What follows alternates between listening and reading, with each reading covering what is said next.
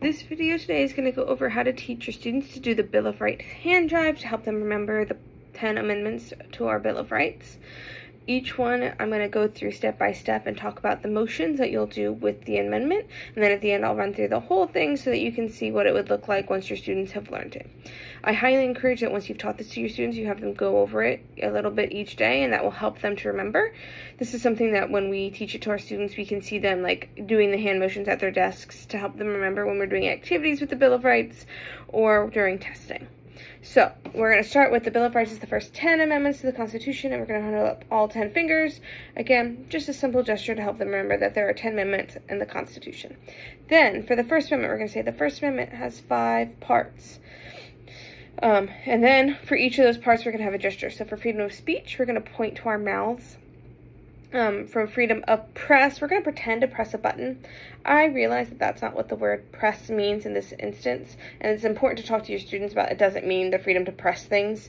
But this is a way to help us remember the word press. It's just a motion that we can do. So freedom of press, freedom of petition, we're going to write a petition in our hands.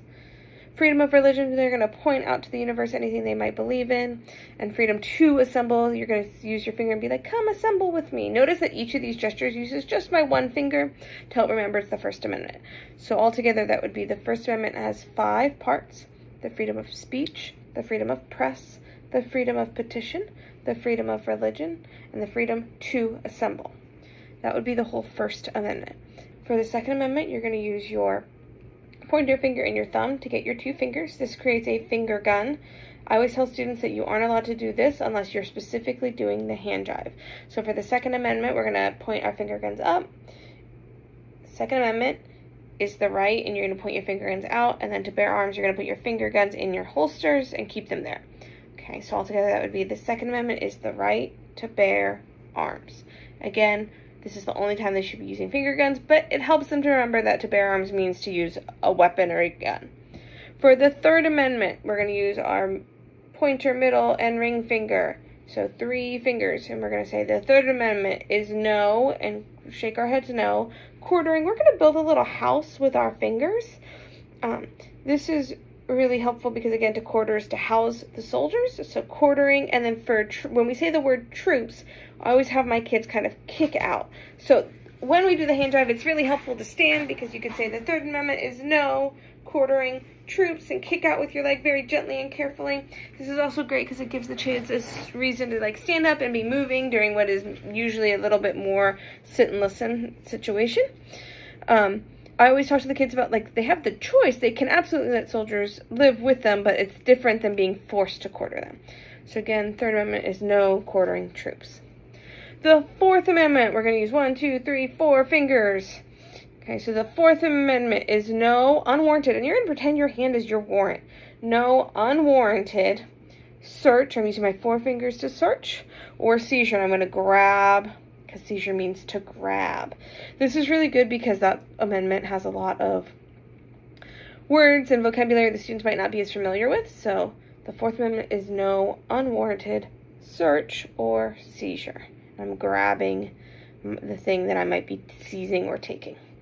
Again, using just those 4 fingers. The Fifth Amendment, we're going to use 1, 2, 3, 4, 5 on just one hand. So the Fifth Amendment is the right. And I always tell the kids we're putting our hand in front of our mouth. We're not going to grab on like this because that makes it hard to understand. So just putting it in front of ourselves. So the Fifth Amendment is the right to not testify against yourself, right? Not talk against yourself, and you're keeping yourself from talking with your hand in front of your mouth. They do really like this one. And we talk about, like, you can say I plead the Fifth, and that means you're not talking.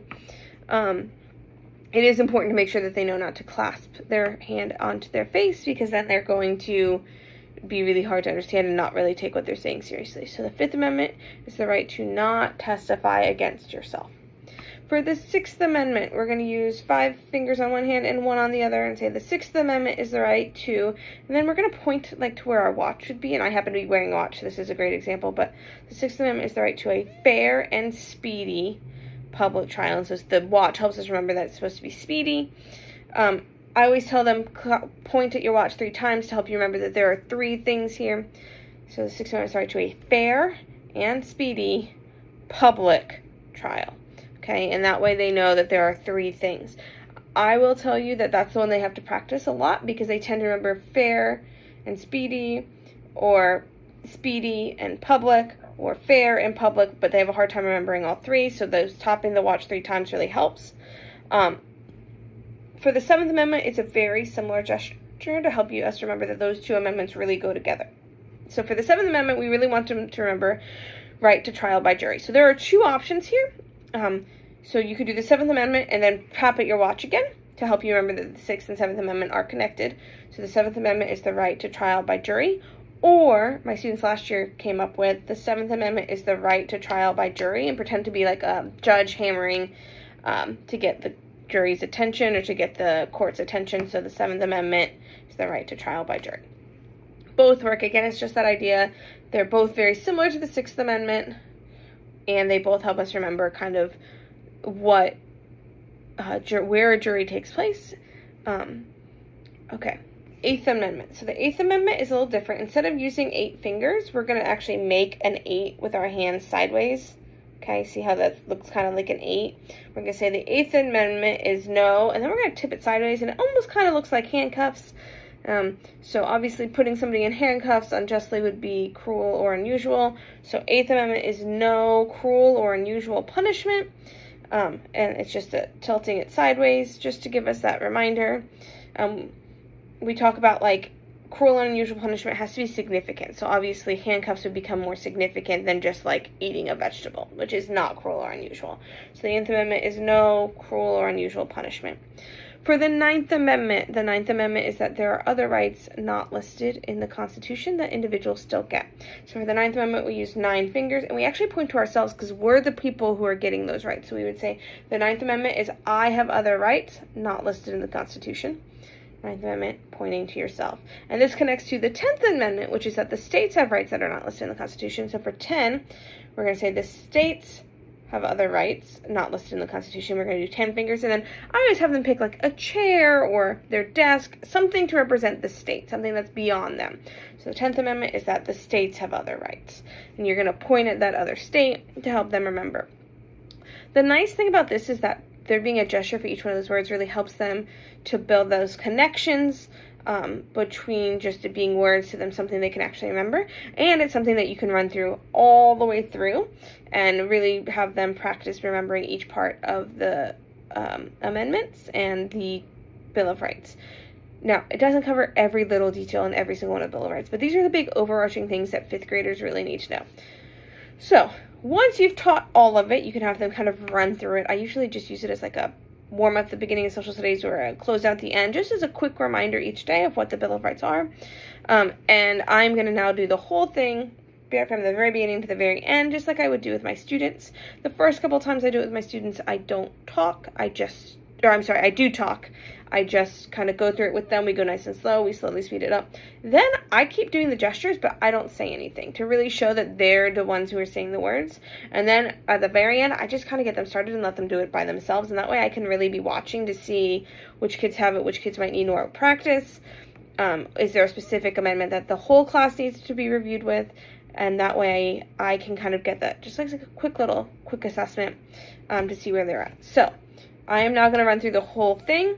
I will also take this part of the video and post it separately if you wanted to use it to show your students as a way for them to practice. The Bill of Rights is the first 10 amendments to the Constitution. The First Amendment has 5 parts: the freedom of speech, the freedom of press, the freedom of petition, the freedom of religion, the freedom to assemble. The Second Amendment is the right to bear arms. The Third Amendment is no quartering troops. The Fourth Amendment is no unwarranted search or seizure. The Fifth Amendment is the right to not testify against yourself. The Sixth Amendment is the right to a fair and speedy public trial. The Seventh Amendment is the right to trial by jury. The Eighth Amendment is no cruel or unusual punishment. The Ninth Amendment is I have other rights. The 10th Amendment is the states have other rights.